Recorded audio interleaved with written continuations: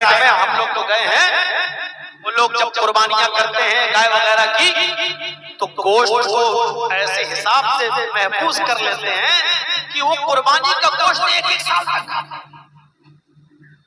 एक एक साल तक। और एक मर्तबा तो मैं कलिया चच्चे इलाके में गया तो मुझे पता नहीं कोई उन्होंने मछली खिलाई बहुत टेस्टी लगी मुझे। कहने लगे मौलाना साहब शाम को क्या खाएंगे आप? मैंने कहा यार दोपहर में जो बनाए थे वही बनाओ। क्या बनाया था आपने? कहा वो मछली थी, वो हमारे पास 2 साल की रखी हुई थी। मैंने कहा क्या? कहा वो हम लोग मछली को सुखा लेते हैं। मैंने कहा रहते रहते मत बना रहे। अब सुन लिया कि 2 साल पुरानी मछली उन्होंने मुझे खिलाई थी, तो अब दिल नहीं हुआ मछली को सुखा लेते हैं और 2 साल तक खाते हैं। तो अरब के अंदर ये दस्तूर था, गोश्त के बड़े बड़े टुकड़ों में नमक लगाकर मसाला वसाला लगाकर धूप में सुखा लिया जाता और उसको महीनों रखा जाता था। जरूरत पड़ी थोड़ा सा काटा और पका लिया। इसको कदीर कहते हैं अरबी जबान में, कदीर। अल्लाह के नबी ने फरमाया अनबनु इब्राहिम ताकुलुल कदीर। बोलो क्या कहना चाहते हो? क्यों डरते हो मुझसे? क्यों घबरा रहे हो?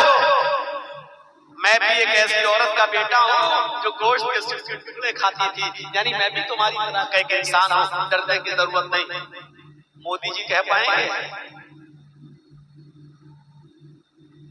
आपके नेपाल के राजा कह पाएंगे? बोलो क्या कहते हो? बोलो बोलो। अरे मैं भी तुम्हारी तरह का एक इंसान हूँ, डरो नहीं। कह पाएंगे? अल्लाह के नबी उसका डर दूर कर रहे हैं और कह रहे हैं बोलो मैं भी तुम्हारी तरह का एक इंसान हूँ। मैं भी एक ऐसी माँ का बेटा हूँ जो गोश्त के सूखे टुकड़े खाया करती थी। उसने कहा तब तो ठीक है। तब उसने अपनी बात पूरी की। मुआज़ इब्न जबल मुल्क शाम से आए, हीरा बस्ती से आए और आने के बाद अल्लाह के नबी जनाबे मोहम्मद रसूलुल्लाह सल्लल्लाहु अलैहि वसल्लम के सामने गिर गए और सजदा करने लगे। अल्लाह के नबी सल्लल्लाहु अलैहि वसल्लम ने मुआज़ इब्न जबल से कहा मुआज़ ये क्या कर रहे हो? मेरे सामने सजदा? मेरे सामने? हजरत मुआज़ इब्न जबल ने फरमाया कि अल्लाह के नबी मैंने शाम में देखा है, हीरा बस्ती में देखा है कि वहां की यहूदी और वहां के ईसाई अपने अपने बादशाहों को सजदा करते हैं। जब यहूदी और ईसाई अपने बादशाह को सजदा करते हैं तो क्या आप उनसे पढ़कर नहीं है? हम आपको सजदा क्यों न करें? आप ज्यादा हक रखते हैं कि आपको सजदा किया जाए। जब यहूदो नसारा अपने अपने हुक्मरानों को सजदा कर सकते हैं तो हम अपने नबी को सजदा क्यों न करें?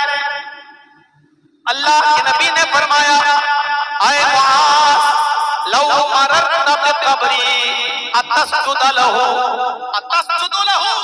ऐ मुआज़ कल अगर मेरा इंतकाल हो जाए और मैं कब्र में दफन कर दिया जाऊं और कल जब तुम मेरी कब्र के पास से गुजरोगे तो क्या उसको सजदा करोगे? कल जब तुम मेरी कब्र के पास से गुजरोगे तो क्या मेरी कब्र को सजदा करोगे? मुआज़ इब्न जबल ने कहा नहीं, ऐ अल्लाह के रसूल कब्र पे सजदा क्यों करूंगा? आपने फरमाया फला तफअल, ऐसा करना भी नहीं, ऐसा करना भी नहीं।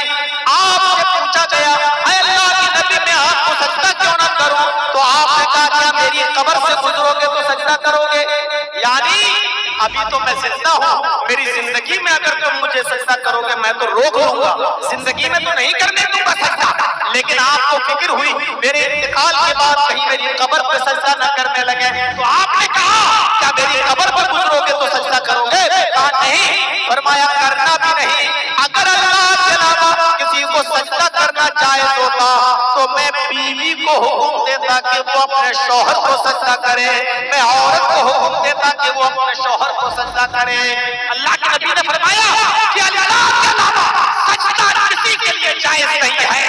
और अगर अल्लाह के अलावा सजदा किसी के लिए जायज होता तो औरत को ये हुक्म में देता कि वो अपने शौहर को सजदा करे।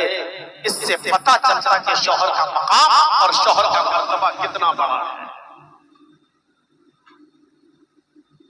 तो अल्लाह के रसूल ने अपने सामने सजदा नहीं करने दिया। क्यों? क्योंकि आप भगवान नहीं थे। आप यही कहते थे कि मैं भी तुम्हारी तरह एक इंसान। वेदाहाद पुरुष महानिमा तो वरु तपस प्रस्ताव यज्ञाय अज्ञान हेतु किरत मोह मदान्तिकारं नाशं विधाय तदोदयते विवेका। अहमद जब इस दुनिया में आएंगे तो महान पुरुष बनकर आएंगे। विदाहा पुरुष महानिमात। आखिरी नबी के बारे में हिंदू धर्म की किताबें ये कहती हैं कि अंतिम ऋषि भी इस दुनिया में जब आएगा तो वो पुरुष होगा, इंसान होगा। विदाहा अहमद आएगा, पुरुष इंसान होगा, महान इमाद, इतना बड़ा महान पुरुष होगा कि उसके बराबर कोई दूसरा नहीं होगा। वरुण तपस्या वो अल्लाह का बहुत ही ज्यादा नाम लेने वाला होगा। वरुण तपस्या प्रस्ताव वो ईश्वर का, वो अल्लाह का बहुत ही ज्यादा नाम लेगा। जब वो आ जाए तो उसी की कुटिया में चले जाना, जब वो आ जाए तो उसी के मजहब में शामिल हो जाना, जब वो आ जाए तो उसी की शिक्षा को ग्रहण कर लेना, जब वो आ जाए तो उसी की शिक्षा को एक्सेप्ट कर लेना। प्रस्ताव यज्ञ आया, स्वर्ग में जाने का, पैराडाइज में जाने का, जन्नत में जाने का मोहम्मद के रास्ते के अलावा कोई दूसरा रास्ता नहीं होगा। अज्ञान हेतु किरत मोह मदान्तिकार नाशम, उनका नाम मोहम्मद होगा। वो इस धरती पर जब आएंगे तो उनके आने के बाद अंधिकार नाशम, दुनिया में जितना भी अंधेरा होगा वो नाश हो जाएगा। मोह मदान्तिकार नाशम, मोहम्मद अंधेरे को दूर कर देंगे, सारे गुनाहों के कामों को मिटा देंगे। मोहम्मद रसूलुल्लाह के आने से पहले कौन सा गुनाह ऐसा था जो इस धरती पर नहीं होता था? मेरे भाइयों, जुआ इतना खेला जाता था, जुआ इतना खेला जाता था कि लोग जुए में जब रकम हार जाते थे तो अपना मकान जुए में लगा दिया करते थे। और जुए में जब मकान भी हार जाते थे तब भी हार नहीं मानते थे, वो जुए में फिर अपनी बीवी लगा दिया करते थे। ज्यादा बात पड़ी अल्लामा इब्न क़य्यिम की, जब वो अपनी बीवी भी जुए में हार जाते थे तब भी हार नहीं मानते थे, वो अपनी जवान बेटी भी जुए में लगा दिया करते थे। घर दौलत हार गए, मकान हार गए, बीवी हार गए और बेटी भी जब जुए में हार जाते थे तब कहते थे लोगों अब मैं अपना सब कुछ हार चुका हूँ, तब वो हार मानते थे। ये अरब का हाल था। मोहम्मद रसूलुल्लाह सल्लल्लाहु अलैहि वसल्लम के आने से पहले इतना जुआ खेला जाता था और शराब तो इतनी पी जाती थी, इतनी पी जाती थी कि उनके घर में जब कोई बच्चा पैदा होता तो सबसे पहले उस बच्चे के हलक में शराब के कतरे डाले जाते और बाप अपने बेटे के मुंह में शराब की बूंदे ड्रॉप डालता, कतरे डालता और फख्र करता कि मेरा बेटा सबसे पहले इसके मुंह में शराब गई है, खानदानी है, नाम रोशन करेगा, मेरा बेटा भी शराबी बनेगा। इतनी शराब पी जाती थी।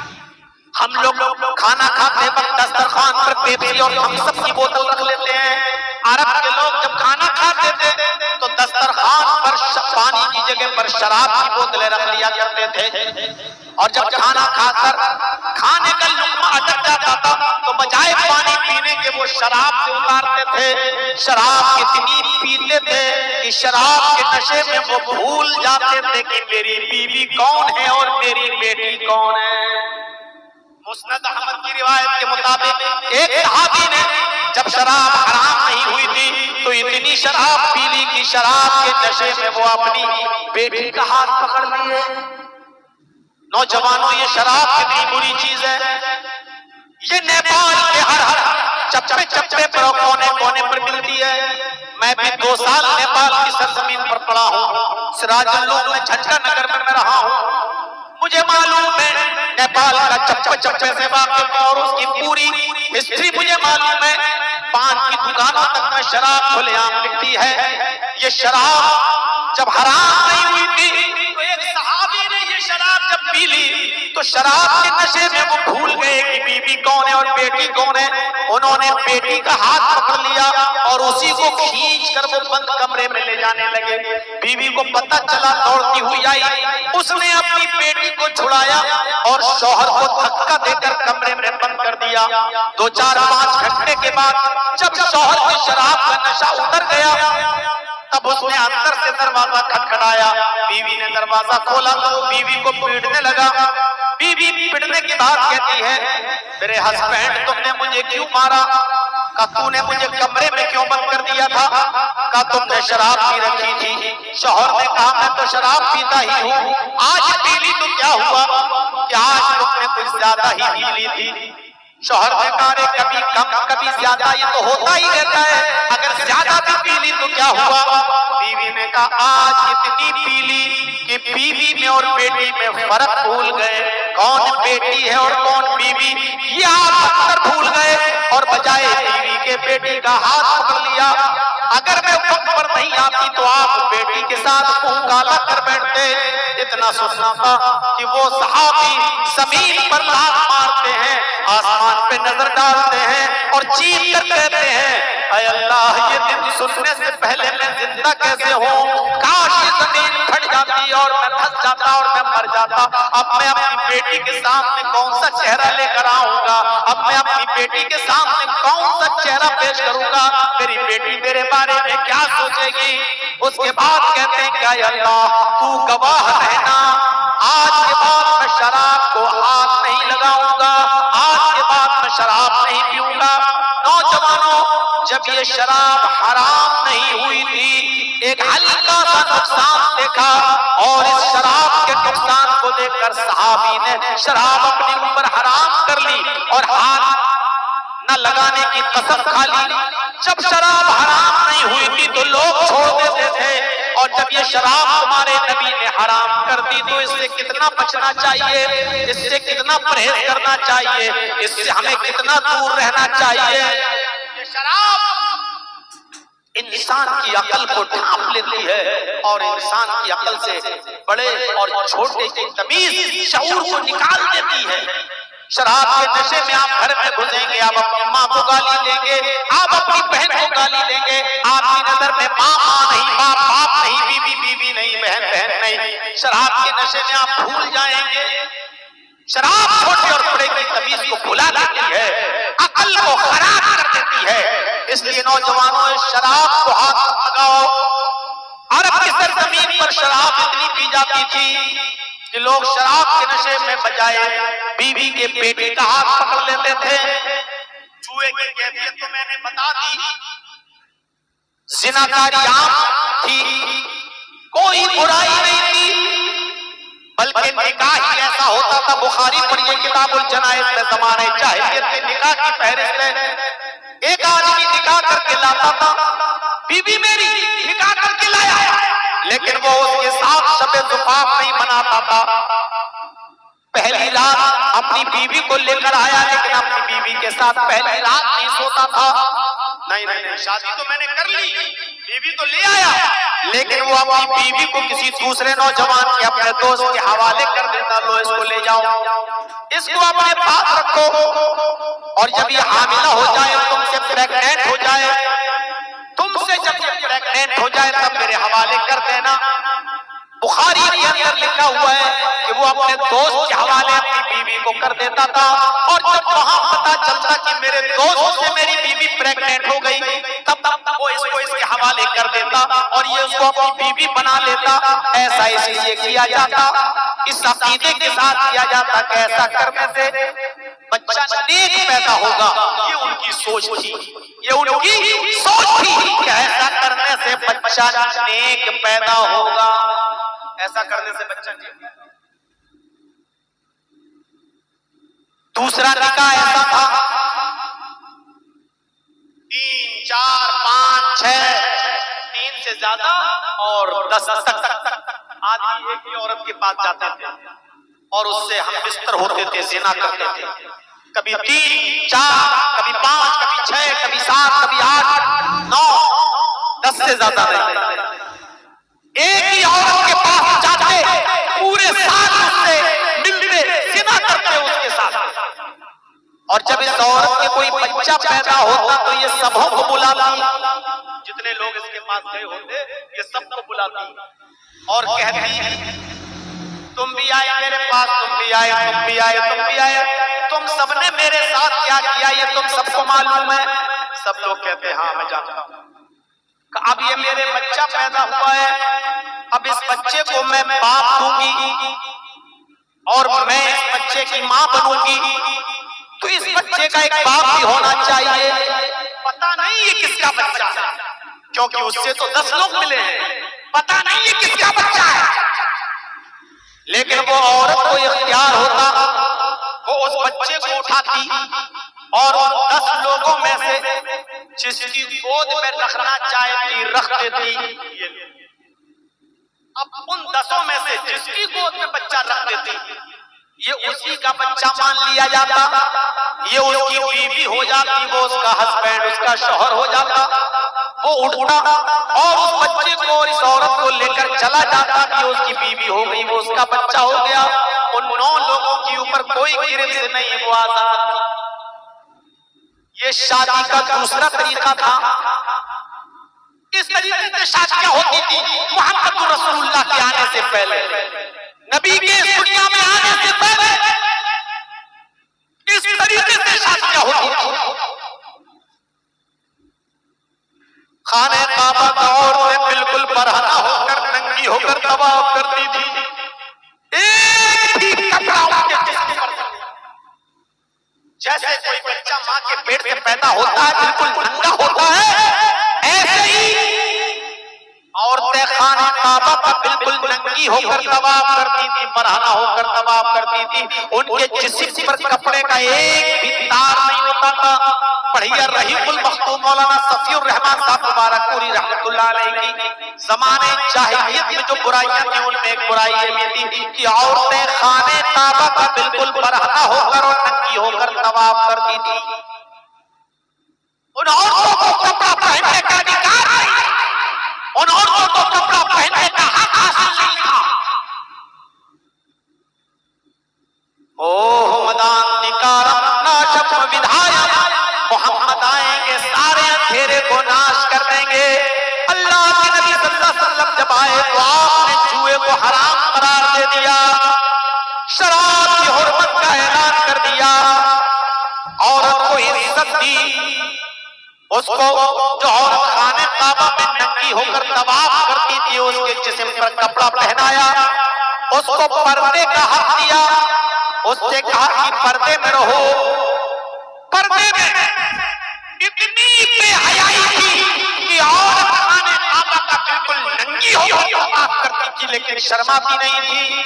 लेकिन नबी अकरम ने ऐसी हया पैदा कर दी और पर्दा में ऐसे डाल दिया कि अबू दाऊद पढ़िए किताबुल जिहाद देखिए कि अल्लाह के नबी सल्लल्लाहु अलैहि वसल्लम के जमाने में एक औरत जिसका बेटा मैदाने जंग में जंग लड़ रहा है, मैदाने जंग में जंग लड़ रहा है और लड़ते लड़ते वो बेटा कत्ल कर दिया गया, वो बेटा शहीद कर दिया गया।